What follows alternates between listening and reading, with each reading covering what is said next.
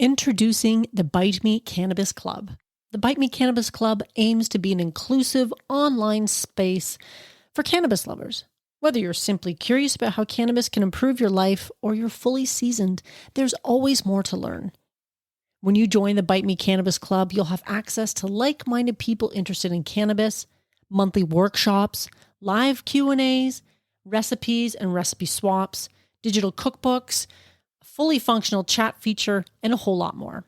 For a limited time, it's only $5 a month with a 30-day free trial so you can try it out and see if it's right for you. This isn't just another Facebook group or confusing Discord channel. I carefully chose a platform that offers a clear, uncluttered, and seamless community experience. See for yourself, join today, say hello. I can't wait to connect with you there. Join the Bite Me Cannabis Club today. Link in your podcast app.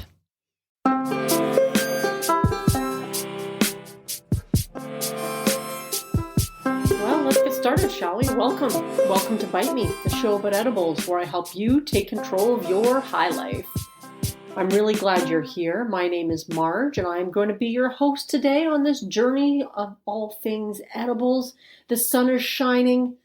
You'd barely know there's a global pandemic going on out there right now. If this is your first time joining us, welcome. I'm hopefully you learned something wonderful and new that you can take into your own kitchen and test out.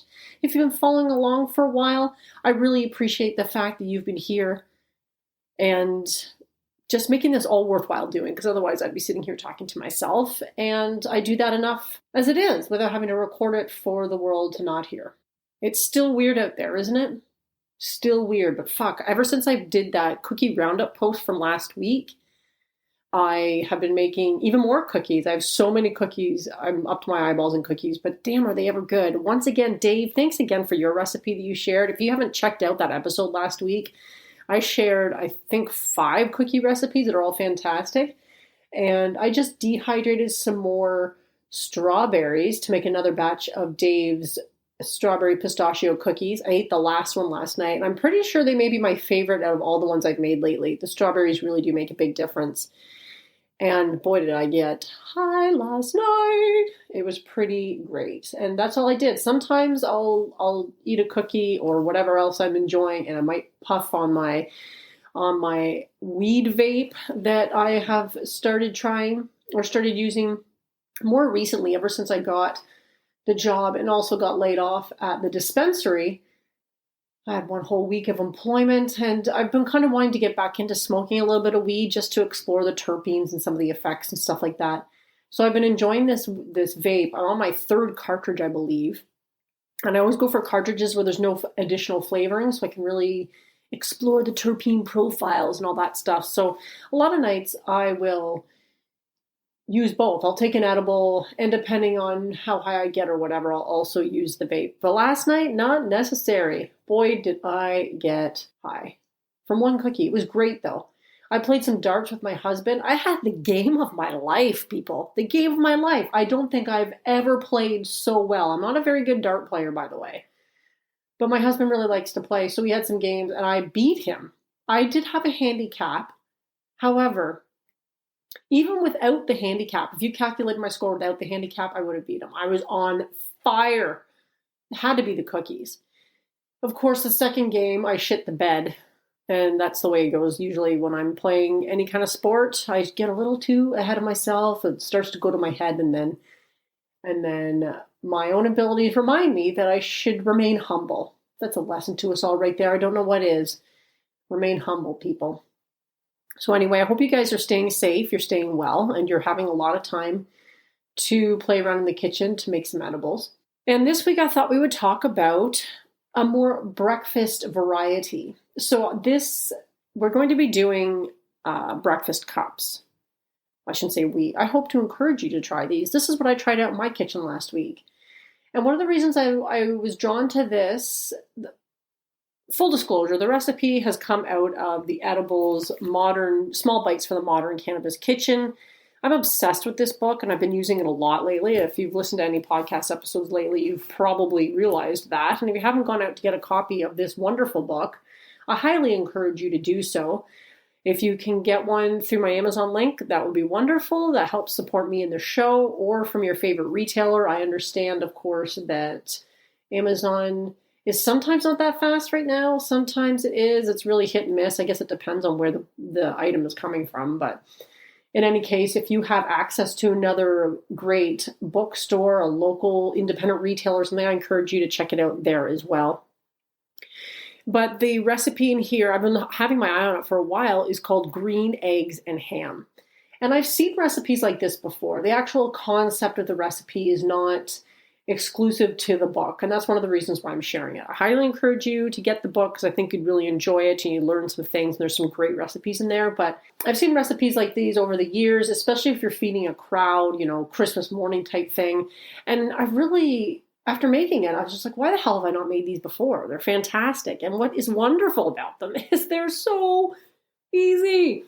And we all know how much I love easy recipes that don't take up too much time in the kitchen, because I don't know if you're like me, but I've been experimenting with making bread lately. I've been cooking a lot more from scratch. Of course, I've been making edibles, and I have to feed myself. So I feel like I've been spending a lot of time in the kitchen lately, which isn't so bad. I feel very fortunate that I have the opportunity to do this right now. We're sort of in an unprecedented time where this opportunity might not come back ever again in my lifetime. I've been enjoying it with a lot of food. And if I come out of this quarantine without gaining the quarantine 15, it'll be a small miracle. But in any case, I wanted to do something a little more savory. Now, I know I talked about doing a mac and cheese thing, but I tried to find some of the ingredients and I wasn't able to get them all. So I kind of pivoted and I ended up making these even before I went to the grocery store. And I was so impressed with how simple and delicious they were. And so I thought I'd go this direction today. So basically, I'm sure you've seen recipes like this yourself. You're going to take a muffin tin. This can be your typical muffin tin. It can be a silicone one. It doesn't really matter. And you're going to line the cup with raw prosciutto, which is what I used and what the green eggs and ham recipe recommends. Or you could use bacon. And everybody loves bacon. And I actually happen to love prosciutto too. And I had some of that in the fridge. So you line a cup with the prosciutto, you crack an egg in it, and then you put on some toppings. And this is where you can get creative. The book recommended a few ideas, but you could top it with, what do you have in your fridge? I use a little bit of Parmesan. I almost always have Parmesan in my fridge, like a hard block of nice aged quality Parmesan, because you only use a little bit at a time. You grate a little bit because you only really need a pinch. But you could also try maybe a little bit of mozzarella for a different flavor, maybe a cheddar cheese, a goat's cheese, maybe leave the cheese off completely. I made a couple of these for my daughter and she doesn't eat dairy, so no cheese was also quite nice. You're going to put a twist or two of cracked black pepper, fresh ground if you can.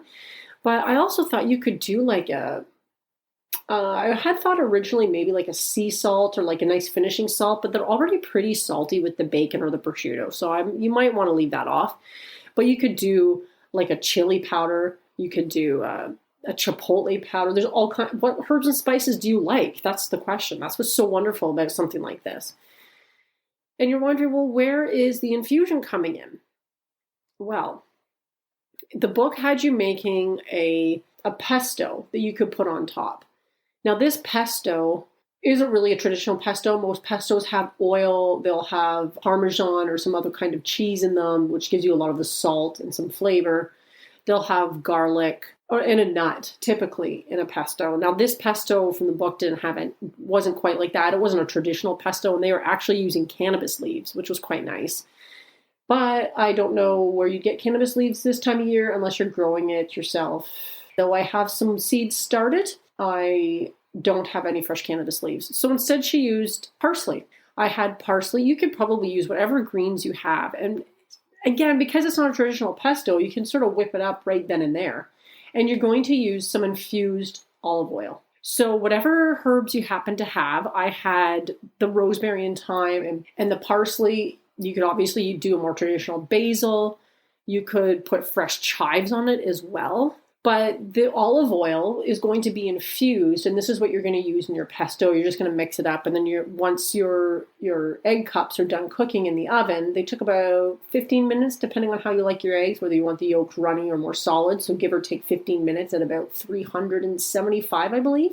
And when you take them out of the oven, pop them out, then you're going to top it with a little bit of the pesto for some nice, it adds a nice visual element to it as well, because you have these sort of, white cups with the shell, the bacon or prosciutto shell. The green adds a nice pop of color, so you can make it look really nice presentation-wise if that's what you're into. Some of the olive oil that you're going to put in with the greens, if that's the direction you're going to go, is going to be infused and some of it won't be. And here's my tip of the day. Because I got a lot higher than I thought I would by making this. And I think I only used 2 tablespoons of infused olive oil. And then the rest I just sort of added until it sort of covered all the greens and you mixed it up really good. But yeah, I got a lot higher than I thought I would. And if you're eating these during the day, I think we had ours for lunch actually, as opposed to breakfast per se. But they got me pretty high. And I know my daughter and I were looking at each other sitting in the living room like, are you high? Because I'm pretty high. And we had a good laugh about it. And, if you have some things you want to do during the day, you may want to reduce that dose so it's a little more friendly as far as getting things done in the afternoon, as far as your productivity goes. The recipe was simple and delicious, and there's so many ways you can modify it. I think having it with a side salad would make it actually quite healthy. We had a little bit of sourdough bread with ours, because like I said, I've been making fuck tons of bread, and a nice slice of sourdough bread was really nice with it. If you're not really into pesto, you could do hot sauce or barbecue sauce, but the only thing is you're going to want to find a way, like obviously if you use a hot sauce or barbecue sauce, you might do a drizzle on the top. But then where does the olive oil come in? Well, do a nice little drizzle of olive oil on the top before you add your barbecue sauce or something like that. And that way you can add it no matter what. And like I said, a pretty fine drizzle is all that is needed. If you're doing something like this, like a breakfast for dinner style, you may want to up that dose. And hopefully you've done the calculations and kind of figured out in a ballpark how much olive oil or how much THC percentage is in your olive oil, so you can dose it appropriately. But that's what I would do. Do drizzle, because something else, sun-dried tomato pesto would be really nice. It's limitless, really, what you can do with this. So I'll include a recipe. I found a couple online that looked really good, because I know I'm going to be playing around with this some more, because they were so simple to make. Honestly, if you have bacon or prosciutto or something to that effect, you crack an egg and the bacon or prosciutto holds the egg in place so it doesn't leak out. And then you get creative with your toppings. But the wonderful thing is you just line these if you want to make 1 or 2, that's great. If you want to make a whole dozen or more, then you can do that too. It feeds a crowd. So if you've got people you want to feed, the nice thing about being able to add the olive oil afterwards as well means that if you're making this for people who don't want to be dosed, let's say you're making these for your family and you're not going to give your 10-year-old kid an edible, but maybe you want to medicate a little bit, you can do that after the fact, especially if you're not adding the infused olive oil into the pesto that you're making or you're whipping up. You could even use a commercially made pesto and then just add a small drizzle of your own infused olive oil. Just make sure you know who's getting what. That is what I would suggest you guys try for this week. If you try it out, let me know how it goes. You can always send me pictures. I haven't done this yet, but I really feel like I would love to share some of your photos or whatever on the socials. So if that's something that interests you, please send them along. You can always contact me at bitemepodcast@fastmail.com or my website at bitemepodcast.com, where you can also leave me a voice message. Would love to hear from you guys.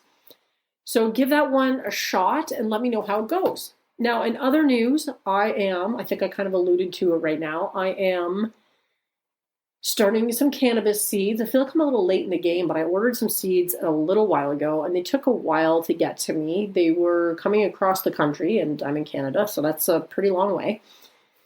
And I did get them. I was pretty happy with them. It's so weird because I got the envelope and they're in this large envelope inside a catalog. I got like a color catalog with this whole, like, hundreds of different cannabis varieties. Now, of course, I already picked out the ones I wanted, but what a world we live in now.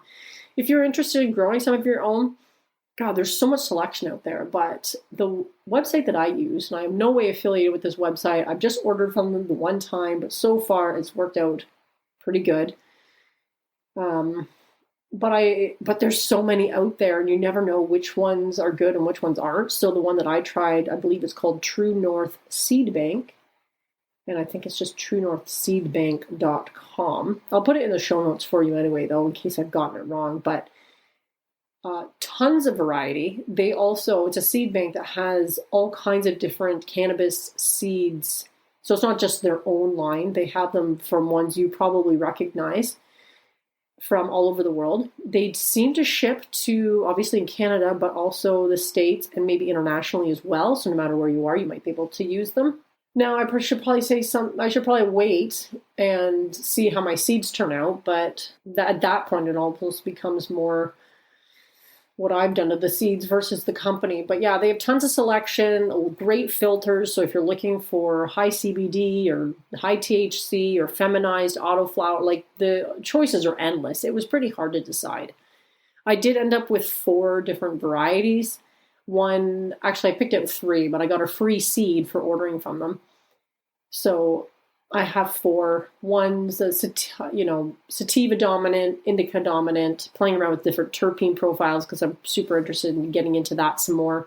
And then a high CBD strain as well to see if I can play around with some of that too.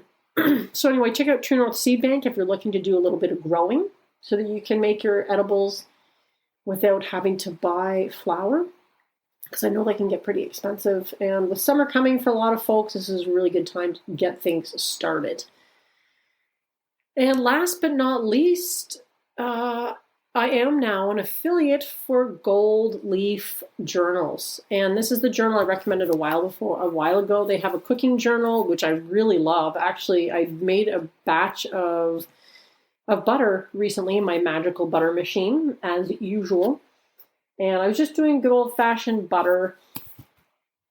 And I think I made some butter like a little while ago. And it was really great to be able to go back and reference my notes in this book, because I'd kind of forgotten how much cannabis I used last time. And there's a few other things I was uncertain about. But I had some pretty detailed notes that I left. And having a journal is such a game saver.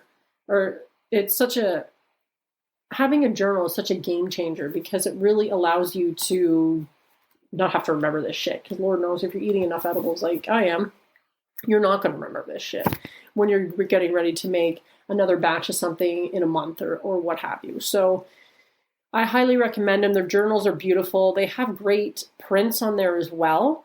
And I'm super excited to be an affiliate for them now, which basically just means that if you order through my link, then I would get a small commission at no extra charge to you.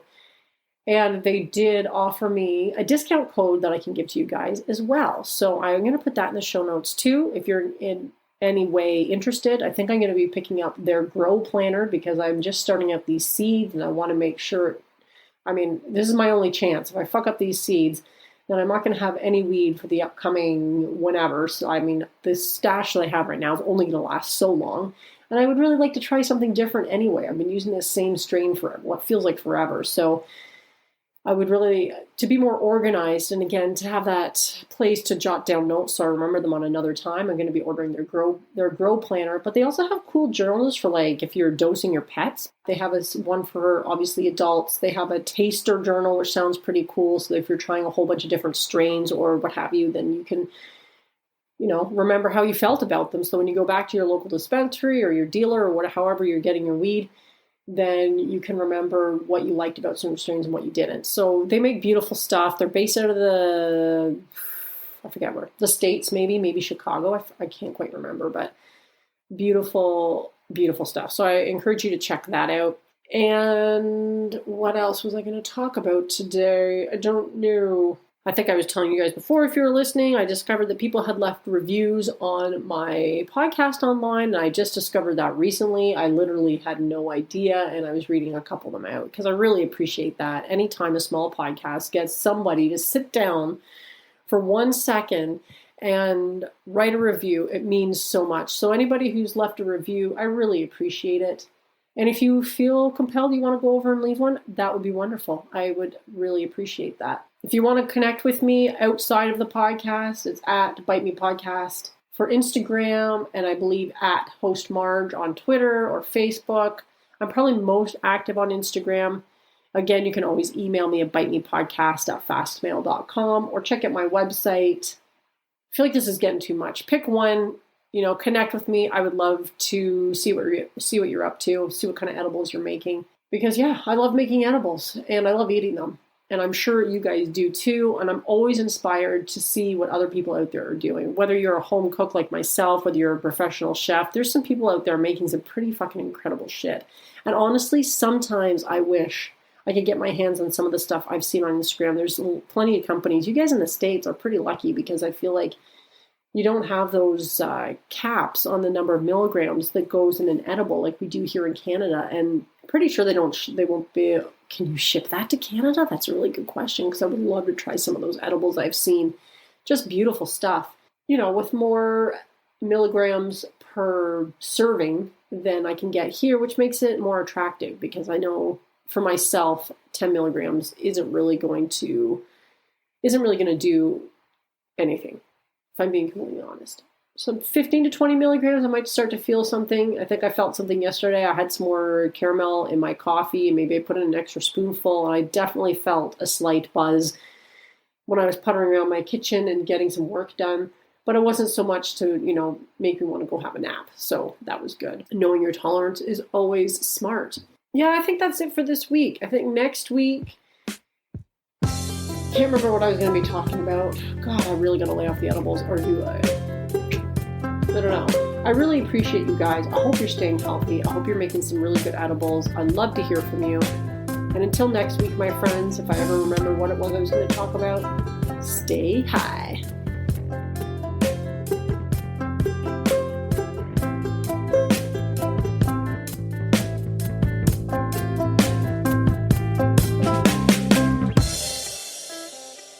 Are you tired of trying edibles that are inconsistent in strength and flavor? Attempting to figure out your tolerance? Do you want to take control of your edibles experience and find the optimum combination of factors that results in the best outcome? If so, this edibles journal is perfect for you. The Bite Me Edibles Journal provides a convenient and organized way for you to track and record your edibles experience, whether it's homemade edibles or store-bought. It includes 48 fillable pages. It's sized 8.5 by 11 for plenty of writing space, includes information on calculating the potency of homemade edibles, and it was created by an edibles expert. Whether you're a seasoned edibles enthusiast or just starting out on your cannabis journey, the Bite Me Edibles Journal is an essential tool for anyone interested in enjoying their edibles to the fullest. Take control of your high life with this convenient and helpful resource. Add it to your Amazon cart today. Tap the link in the show notes.